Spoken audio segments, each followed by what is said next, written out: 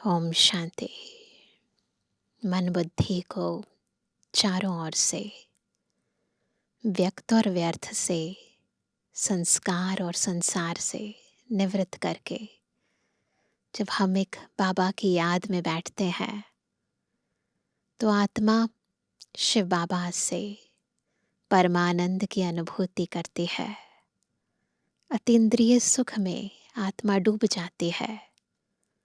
बिल्कुल एक आशिक की तरह उस ईश्वर माशूक की याद में, उसके लव में लवलीन हो जाती है। और यही याद आत्मा के विकर्म विनाश करती है।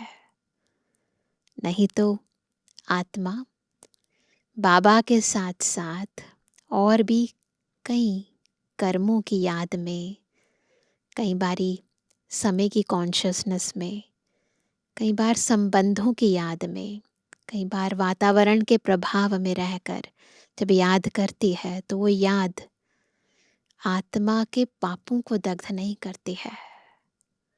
कुछ समय के लिए क्षणभंगुर शांति जरूर आत्मा को मिलती है, परंतु विकर्म विनाश हो जाए वो गहरी याद आत्मा की नहीं बैठती है। तो कैसे इस याद की यात्रा को हम आंतरिक सच्चाई से और पवित्रता के बल से श्रेष्ठ बनाएं, आज की मुरली गहराई से बता रही है। सुनते हैं प्यारे बाबा के मधुर महावाक्य। आज है 8 तारीख, 8 जुलाई 2026। बाबा के महावाक्य है, मीठे बच्चे, इस सभा में बाहर मुखी बनकर नहीं बैठना है, बाप की याद में रहना है। मित्र, संबंधी अथवा धंधे आदि को याद करने से वायुमंडल में विघ्न पड़ता है। ध्यान रखना है, विघ्न रूप नहीं बनना है। प्रश्न है, तुम बच्चों के रूहानी ड्रिल की विशेषता क्या है जिसे मनुष्य नहीं कर सकते? दूसरी एक्सरसाइज तो दुनिया वाले कॉपी कर सकते हैं, परंतु ये ड्रिल बहुत सूक्ष्म है, दुनिया वाले से कॉपी नहीं कर सकते। उत्तर है, तुम्हारी रूहानी ड्रिल बुद्धि की है। उसकी विशेषता यही है जो तुम आशिक बन अपने माशूक को याद करते हो। इसका ही इशारा गीता में भी आया है। क्या? मन मना भवा, मन बुद्धि से एक को याद करो। परंतु मनुष्य अपने माशूक परमात्मा को जानते ही नहीं, तो ड्रिल कैसे कर सकेंगे? वे तो एक दो को जिस्मानी ड्रिल सिखलाते हैं, फिजिकल एक्सरसाइज सिखाते हैं ना। ओम शांति। बच्चे भी समझते हैं, बाप भी समझते हैं कि बच्चे यानी योग कराने वाले यहाँ क्या कर रहे हैं। मुरली शुरू होने से पहले योग चलता है ना, तो बाबा इसीलिए कह रहे हैं कि बच्चे भी समझते हैं और बाबा भी समझते हैं कि बच्चे यहाँ क्या कर रहे हैं। याद की यात्रा की ड्रिल करा रहे हैं। मुख से कुछ भी कहने का नहीं है। किसकी याद है? परम पिता परमात्मा शिव बाबा की। उनकी याद में रहने से क्या होता है? हमारे जो भी विकर्म है वह भस्म हो जाएंगे और विकर्माजीत बन जाएंगे। जितना जो याद की ड्रिल में रहेंगे, जितना और उतना है। यह आत्मा की ड्रिल है, शरीर की नहीं। भारत में जो भी ड्रिल सिखाते हैं, योग सिखाते हैं ना, जो वह सब है जिस्मानी। ये है रूहानी ड्रिल।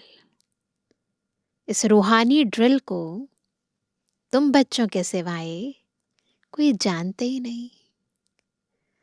रूहानी ड्रिल का इशारा गीता में है ज़रूर। भगवानुवाच अथवा भगवान के बच्चों का भी वाच्य है।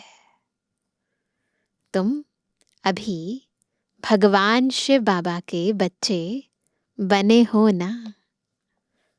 बच्चों को फरमान मिला है, माम एकम याद करो। एक ही फरमान है, केवल माम एकम, केवल एक बाबा को याद करना है हमें, दूसरा कोई होना ही नहीं चाहिए। बाप भी ड्रिल सिखलाते हैं, बच्चे भी यही ड्रिल सिखलाते हैं। बाबा हमें कैसे याद करना है वो सिखाते हैं, हम भी औरों को सिखाते हैं ना कैसे राजयोग करो। कल्प पहले भी बाप ने यही कहा था कि मुझ बाप को याद करो। इसमें घड़ी घड़ी कहने की दरकार नहीं है, बार बार बाबा कहते हैं, बाकी ज़रूरत नहीं होनी चाहिए ना, परंतु कहना पड़ता है। यहाँ बैठे कोई अपने मित्र संबंधियों धंधे आदि को याद करते रहते हैं। देखो, बाबा खुद परम आत्मा है, तो हम आत्माओं के अंतर में, मन में, बुद्धि में क्या चल रहा है बाबा को पता चल जाता है। तो बाबा कहते हैं, यहाँ पर भी क्या करते हैं, कोई अपने मित्र संबंधियों धंधे आदि को याद करते रहते हैं तो वायुमंडल में विघ्न डालते हैं। बाप कहते हैं, जैसे यहाँ तुम याद में बैठे हो, ऐसे ही चलते फिरते कर्म करते हुए याद में रहना है। कर्मयोगी है ना हम। जैसे आशिक माशूक एक दो को याद करते हैं, किसी से दिल लग जाता है तो उसको चौकड़ी मारकर ऐसे तो याद नहीं करते ना, चलते फिरते मन बुद्धि में बस उसी की सूरत, उसी की बातें चलती रहती हैं। तो बाबा कहते हैं ऐसे ही तुम्हें याद करना है, चलते फिरते उठते बैठते। उन्हों की याद है जिस्मानी, तुम्हारी है रूहानी याद। आत्माएं भक्ति मार्ग में भी आशिक होती हैं परमपिता परमात्मा माशूक की। उस समय भी पुकारते रहते हैं ना, वैसे भी कई बारी जप माला लेकर जपते रहते हैं राम राम राम राम। तो आज जैसे आशिक होते हैं ना, अपने माशूक को बार बार याद करते हैं, जपते रहते हैं उनका नाम, परंतु माशूक को जानते नहीं है। याद तो करते हैं, ये नहीं पता वो कौन है, परंतु माशूक को जानते नहीं है, न अपनी आत्मा को जानते हैं। माशूक बाप आया हुआ है। भक्ति मार्ग से लेकर आत्माएं आशिक बनी है। यह है ही आत्माओं और परमात्मा की बात। बाप बच्चों को सम्मुख कहते हैं, तुम आशिक मुझ माशूक को याद करते हो कि बाबा आओ, हमको आकर दुख सेलिब्रेट करो और अपने साथ शांति धाम में ले चलो। तुम जानते हो अब इस दुख धाम मृत्युलोक का विनाश होना है। अमरलोक जिंदाबाद, मृत्युलोक मुर्दाबाद। तुम अभी ब्राह्मण बच्चे बने हो, तुम्हारे में भी नंबरवार पुरुषार्थ अनुसार है। तुम बच्चों को पूरा निश्चय होना चाहिए कि हम अब नरकवासी से स्वर्गवासी 21 जन्म लिए बनते हैं, है ना सभी को निश्चय। कोई मरता है तो कहते हैं स्वर्गवासी हुआ, परंतु कितने समय के लिए स्वर्गवासी हुआ यह कोई भी नहीं जानते हैं। अब तुम पुरुषार्थ कर रहे हो स्वर्गवासी बनने के लिए, ऐसे ही बोल देते हैं, यथार्थ अर्थ नहीं पता है। यह कौन निश्चय कराते हैं? वह है गीता का भगवान, परंतु वह तो एक ही निराकार होता है। मनुष्य समझते हैं निराकार तो निराकार ही है, वह कैसे यहाँ आकर सिखाएंगे, है ना। वो तो सोचते हैं निराकार है ना, वो यहाँ तो कैसे आएंगे।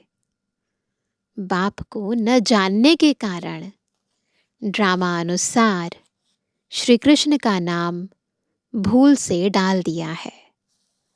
श्री कृष्ण और शिव का संबंध इस समय नजदीक है। शिव जयंती होती है संगम पर, फिर कल होगी श्री कृष्ण जयंती।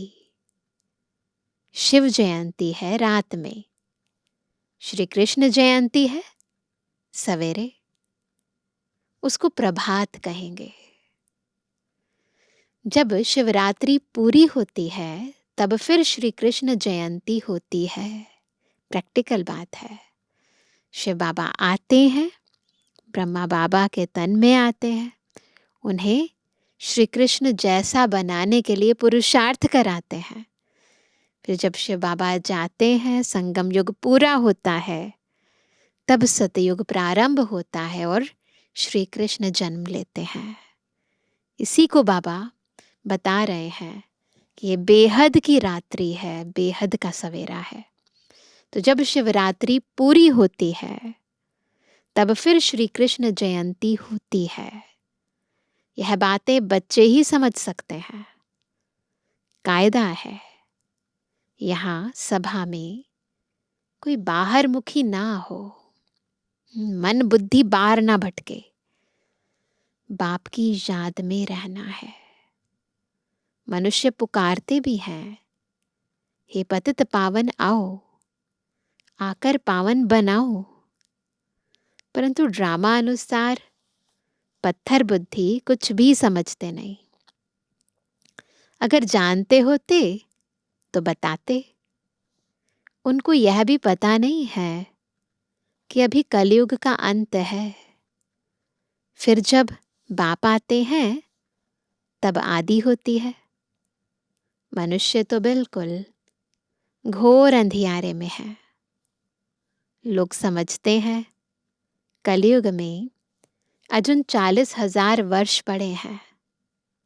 बेहद का बाप समझाते हैं, हद का बाप कब पतित पावन हो ना सके, है ना। वो तो उल्टा पतित बनाते हैं।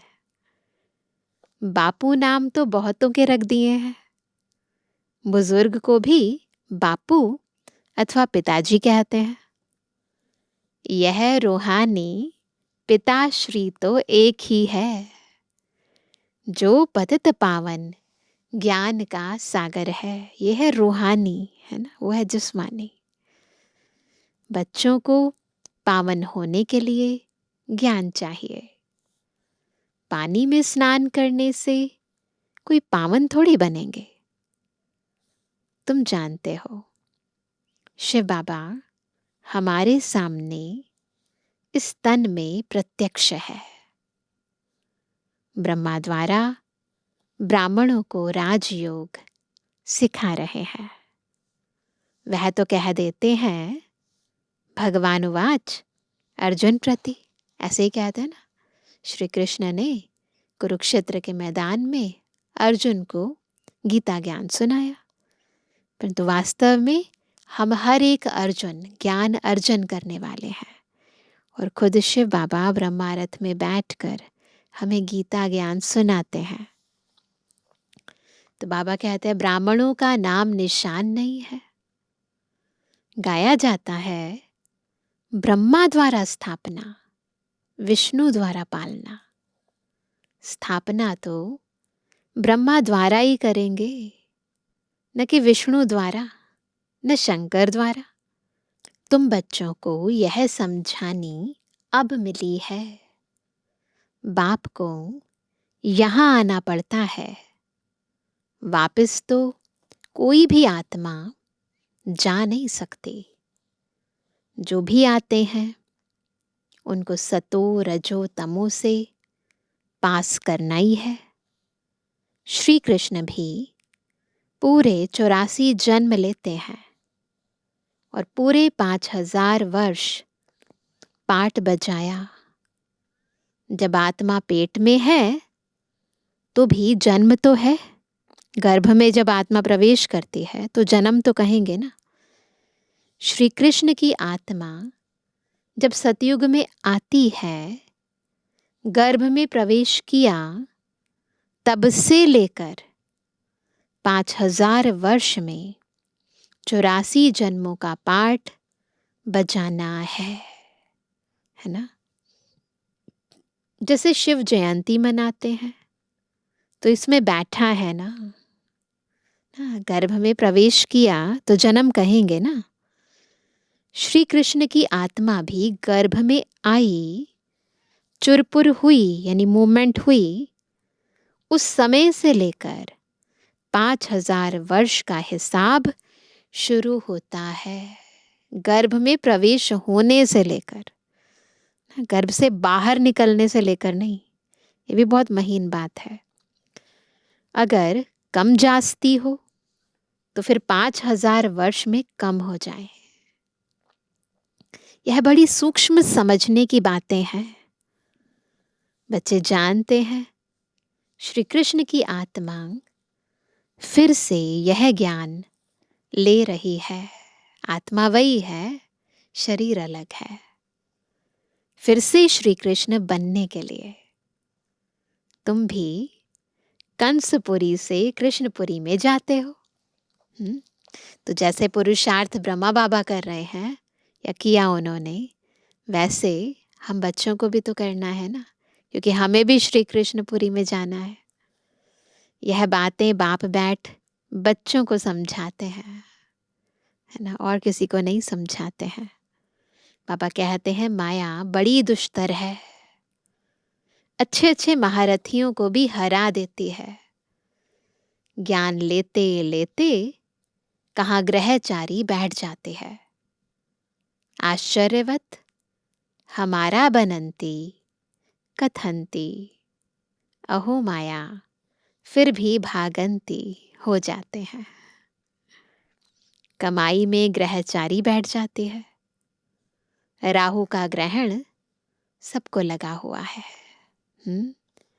अभी तुम्हारे पर बृहस्पति की दशा बैठी है, सारी दुनिया पर राहु का ग्रहण, और हम पर खास बड़े ते बड़े वृक्षपति की दशा बैठी है। फिर चलते चलते कोई पर राहु का ग्रहण बैठ जाता है। तब कहते हैं महान कमबख्त, इस दुनिया में देखना हो तो यहाँ देखो। भगवान को छोड़ देते हैं, इतनी ऊंची पढ़ाई को छोड़ देते हैं। तुम्हारी आत्मा कहती है हम बाप से सदा सुख का वर्षा ले रहे हैं। बाबा आपसे कल्प पहले भी यह वर्षा लिया था, फिर से अब बाप के पास आए हैं। बाप ने समझाया है। बाहर तुम्हारे सेंटर्स पर बहुत आएंगे समझने के लिए। यहाँ यह है इंद्र सभा। इंद्र शिव बाबा है ना, जो ज्ञान वर्षा बरसाते हैं। तो ऐसी सभा में पतित कोई आ नहीं सकता। सब्ज परी, पुखराज परी, जो ब्राह्मणियां पंडा बन आती हैं, उनको कहेंगे अपने साथ कोई भी विकार में जाने वाले को नहीं ला सकते हो। बाबा बिल्कुल स्ट्रिक्ट है इस बात में। तो कोई भी विकार में जाने वाले को नहीं ला सकते हो। नहीं तो क्या होगा? नहीं तो दोनों रिस्पॉन्सिबल हो जाते हैं, जिसको ले आए वो भी, जो लाता है उसको भी। किसी विकारी को साथ ले आए तो उन पर बहुत दाग लग जाते हैं, फिर बहुत भारी सजा मिल जाती है। परियों के ऊपर बहुत रिस्पॉन्सिबिलिटी है, यानी टीचर्स की बात कर रहे हैं बाबा, उनके ऊपर बहुत बड़ी रिस्पॉन्सिबिलिटी है। कहते हैं मानसरोवर पर स्नान करने से परी बन जाते हैं। परंतु ये है ज्ञान सरोवर। वास्तव में यह है ज्ञान मानसरोवर, और कोई नहीं है। इस ज्ञान में डुबकी लगाओ, मनन करो, मंथन करो, टीचर बन जाओ। बाबा मनुष्य तन में आकर ज्ञान वर्षा बरसाते हैं। ज्ञान सागर है ना, तुम नदी भी हो, सरोवर भी हो। ज्ञान सागर, इसमें बैठ बच्चों को लायक बनाते हैं स्वर्ग में जाने के लिए। स्वर्ग में है श्री लक्ष्मी नारायण का राज्य। यह है प्रवृत्ति मार्ग का एम ऑब्जेक्ट। क्या बनना है? नर से नारायण, नारी से लक्ष्मी। तो ये है एम ऑब्जेक्ट। कहते हैं हम दोनों ज्ञान चिता पर बैठ लक्ष्मी नारायण बनने वाले हैं। आते हैं ना युगल, तो ऐसे कहते हैं। ऊंच पद पाना है ना। आधा कल्प आत्माएं तड़फती रहते हैं, बाबा आओ, आकर हमको राजयोग सिखलाए, पावन बनाओ। कहते हैं ना, बुलाते हैं, बाप इशारा देते हैं।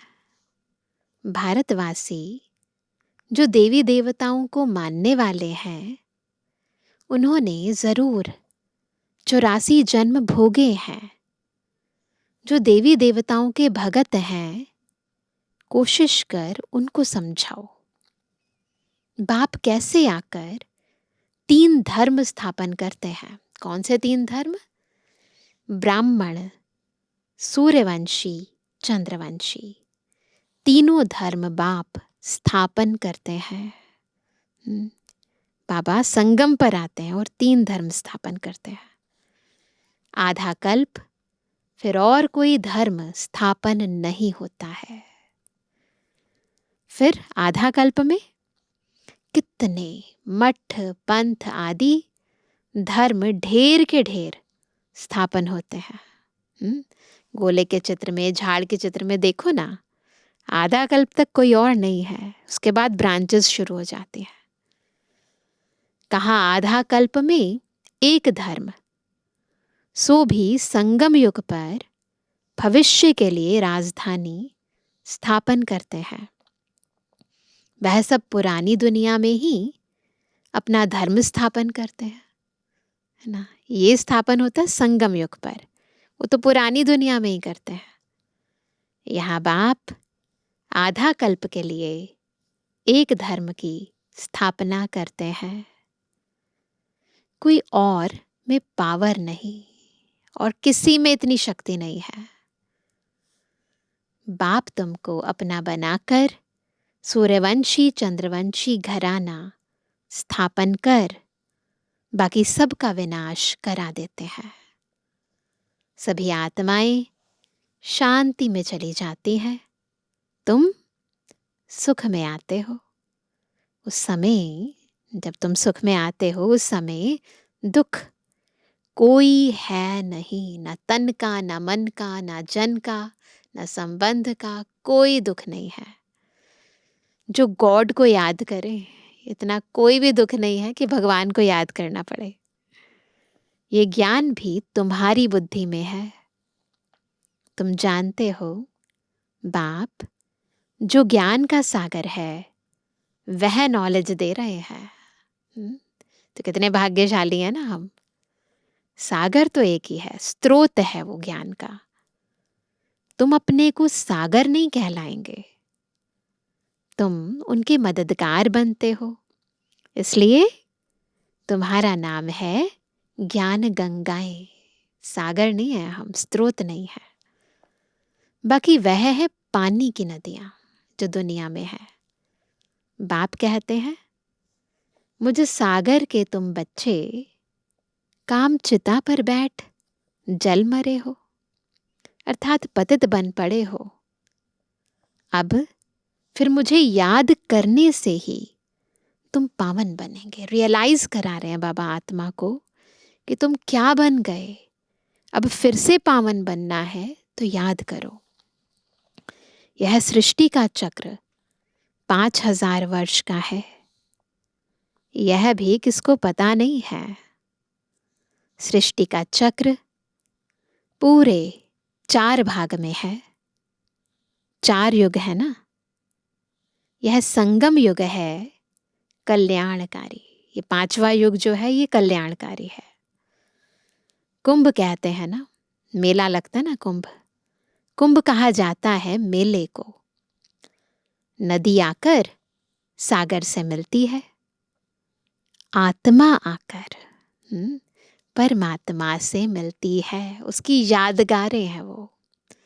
इस संगम युग पर आत्मा परमात्मा का मिलन होता है, उसकी यादगारें फिर द्वापर युग से हम कुंभ के मेले के रूप में मनाते हैं। इसको कुंभ कहते हैं। आत्मा और परमात्मा का मेला भी तुम देखते हो। तुम आपस में मिलते हो, सेमिनार करते हो। इसको कुंभ नहीं कहेंगे। नदियों के मिलन को कुंभ नहीं कहेंगे। सागर और नदी के मिलन को, आत्मा और परमात्मा के मिलन को कुंभ कहेंगे।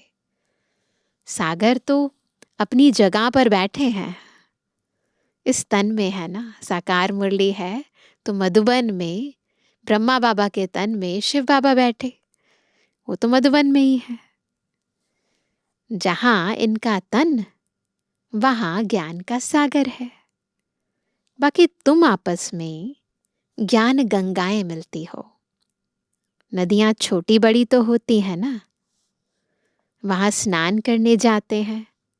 गंगा जमुना सरस्वती आदि तो है ही। देहली जमुना का कंठा है, स्वर्ग। देहली के लिए कहते हैं परिस्तान था। परिजादे रहते थे जब लक्ष्मी नारायण का राज्य था। पवित्र आत्माएं थी ना। ऐसे नहीं कि श्री कृष्ण का राज्य था। श्री कृष्ण तो छोटा बच्चा है ना। राधे कृष्ण युगल हों तब राज्य कर सकें, जब स्वयंवर हो तब राजगद्दी पर बैठे, फिर उनका नाम बदली हो जाता है लक्ष्मी नारायण। अब तुम बच्चे कितने खुशी में हो। माया के तूफान तो बहुत आएंगे। बेहद की बॉक्सिंग है। हर एक की 5 विकारों के साथ युद्ध चलती है। दिखाई नहीं देती है पर अंदर ही अंदर युद्ध चलती है। हम चाहते हैं बाबा को निरंतर याद करें। माया क्या करती है? हमारा योग उड़ा देती है। यही करती है ना माया। एक खेल भी दिखाते हैं। परमात्मा अपनी तरफ खींचते हैं, माया अपनी तरफ। ड्रामा करते हैं ना। ऐसा एक नाटक बनाया है। बायोस्कोप का फैशन अभी निकला है, उस समय ताज़ा ताज़ा निकला था। अभी तो बायोस्कोप सबके हाथ में है, मोबाइल के अंदर। तुमको ड्रामा अनुसार बायोस्कोप पर ही समझाना था।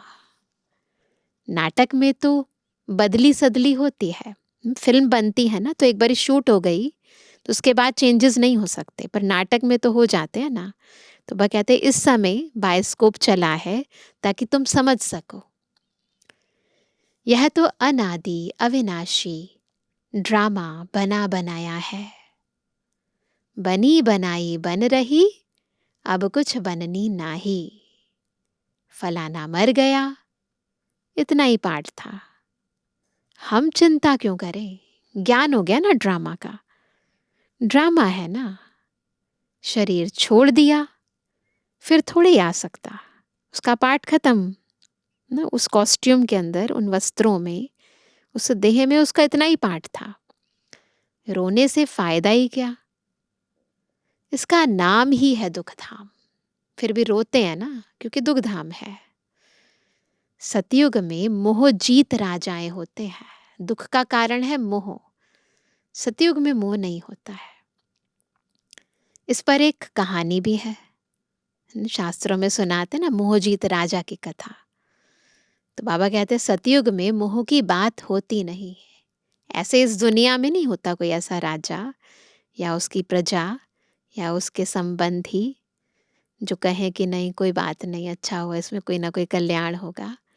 परंतु ये यादगार है, ये कहानी जो बनाई है सतयुग की। तो सतयुग में मोह की बात होती नहीं। यहाँ तो मनुष्यों का कितना मोह है। किसको रोना ना आए तो रोकर भी उसको रुला देंगे। ऐसी एक ग्रुप भी बना दिया होता है जो खास आते हैं रुलाने के लिए, रुदाली कहते हैं उन्हें।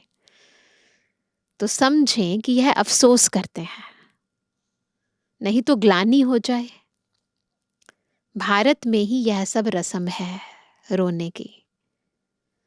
तो भारत में ही ये सब रिवाज है, भारत में ही सुख, भारत में ही बहुत दुख होता है। भारत में गॉड गॉडेस राज्य करते थे। विदेशी लोग पुराने चित्र बड़ी खुशी से लेते हैं, एंटीक कहते हैं ना उन्हें। पुरानी चीज का मान होता है। सबसे पुराना शिव तो यहां आया था ना, उनकी कितनी पूजा करते हैं। अब तो शिव बाबा आया है, तुम पूजा नहीं करेंगे। वह होकर गया है तो उनकी पूजा करते रहते हैं। अच्छा, मीठे मीठे सिकंदर जवानी बच्चों पे जुबानी बाप दादा का दिल जान सको प्रेम से नंबरवार प्रसाद अंसार यादगार और बनवानी। रूहानी बच्चों की रूहानी बाप दादा को गुड मॉर्निंग, नमस्ते नमस्ते नमस्ते। धारणा के लिए मुख्य सार पहला, ड्रामा के ज्ञान को बुद्धि में रख निश्चिंत बनना है। किसी भी प्रकार की चिंता नहीं करनी है, क्योंकि जानते हैं बनी बनाई बन रही, अब कुछ बननी नाही, निर्मोही बनना है। दूसरा, बाप द्वारा जबकि बृहस्पति की दशा बैठी है तो संभाल करनी है, राहु का ग्रहण ना लग जाए। कोई भी ग्रहचारी हो तो उसे ज्ञान दान से समाप्त करना है। वरदान है, स्वयं के टेंशन पर अटेंशन देकर विश्व का टेंशन समाप्त करने वाले विश्व कल्याणकारी भव। कैसे बनेंगे विश्व कल्याणकारी? जब पहले खुद का टेंशन खत्म करेंगे। जब दूसरों के प्रति जास्ती अटेंशन देते हो तो अपने अंदर टेंशन चलता है, होता है ना ऐसे परचिंतन पर दर्शन करते हैं। तो इसलिए विस्तार करने के बजाय सार स्वरूप में स्थित हो जाओ। क्या क्यों कहाँ कुछ नहीं, सार स्वरूप में स्थित हो जाओ। बाबा कहते क्वांटिटी के संकल्पों को समा कर क्वालिटी वाले संकल्प करो, ओवर थिंकिंग नहीं करो। जो समाधान स्वरूप बनो, जो पॉजिटिव थॉट्स हैं वो क्रिएट करो। पहले अपने टेंशन पर अटेंशन दो, तब विश्व में जो अनेक प्रकार के टेंशन हैं उनको समाप्त कर विश्व कल्याणकारी बन सकेंगे। पहले अपने आप को देखो, अपनी सर्विस फर्स्ट। अपनी सर्विस की तो दूसरों की सर्विस स्वतः हो जाएगी। तो स्व सेवा से सर्व की सेवा खुद ब खुद हो जाएगी। स्लोगन है, योग की अनुभूति करनी है तो दृढ़ता की शक्ति से मन को कंट्रोल करो। अनुभूति क्यों नहीं होती? क्यों? क्योंकि मन पर कंट्रोल नहीं है, एकाग्र नहीं है। आज का व्यक्त इशारा, ज्वाला स्वरूप स्थिति में रहे शक्तिशाली याद का अनुभव करो। जितना स्थापना के निमित्त बने हुए ज्वाला रूप होंगे, उतना ही विनाश ज्वाला प्रत्यक्ष होगी। हम कौन है? स्थापना के निमित्त आत्माएं। तो हमें ज्वाला रूप अपना प्रकट करना है। संगठन रूप में ज्वाला रूप की याद विश्व के विनाश का कार्य संपन्न करेगी। इसके लिए हर सेवा केंद्र पर विशेष योग के प्रोग्राम चलते रहें तो विनाश ज्वाला को पंखा लगेगा। योग अग्नि से विनाश की अग्नि जलेगी, ज्वाला से ज्वाला प्रज्वलित होगी। इसलिए जितना हो सके स्वयं के प्रति भी योग के प्रोग्राम बनाएं और संगठन में भी, ताकि विनाश ज्वाला प्रकट हो सके। अच्छा, ओम शांति।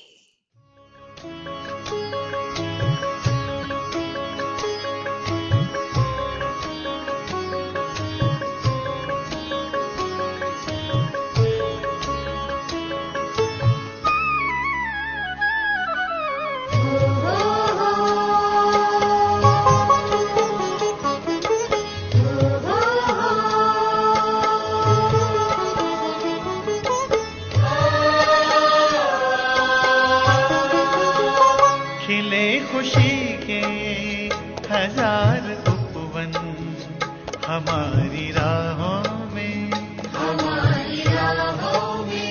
खिले खुशी के हजार उपवन हमारी राहों में, आन बसे प्यारे प्रभु जब से इन निगाहों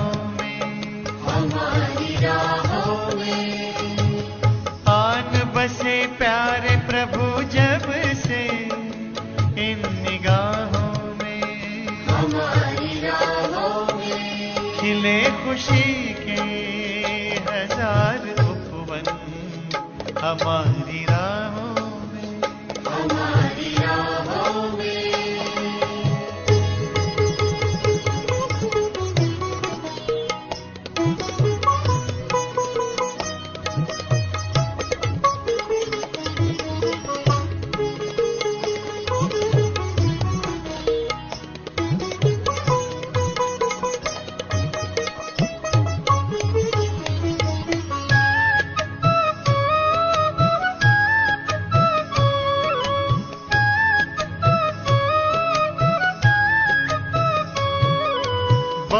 पुराना नाता अपना फिर भी लगता नया नया, बहुत पुराना नाता अपना फिर भी लगता नया नया। ऐ रूहानी जादूगर तो हमें बता दे किया है क्या, जादूगर तू हमें बता दे किया है क्या। हुई मेरी खुशहाल जिंदगी प्रभु पनाहों में, हमारी राहों में। हुई मेरी खुशहाल जिंदगी प्रभु पनाहों में, हमारी राहों में। खिले खुशी के हजार उपवन हमारी राहों में, हमारी राहों में।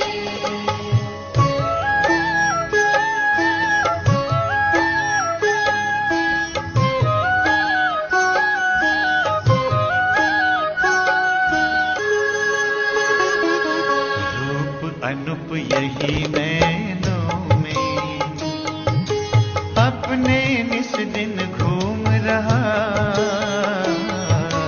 रूप अनूप यही नैनों में अपने निस दिन घूम रहा। अनहद के नाद सुने तेरे अंतर आनंद समा रहा,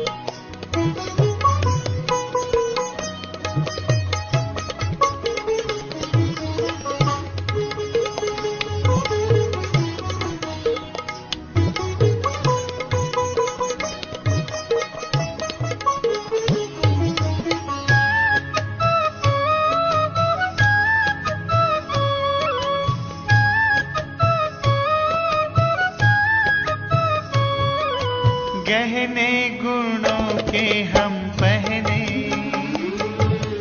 हीरा हमें बनाया है। गहने गुणों के हम पहने, हीरा हमें बनाया है। पवित्रता के मोती भर के मस्तक को चमकाया है। पवित्रता के मोती भर के मस्तक को चमकाया है।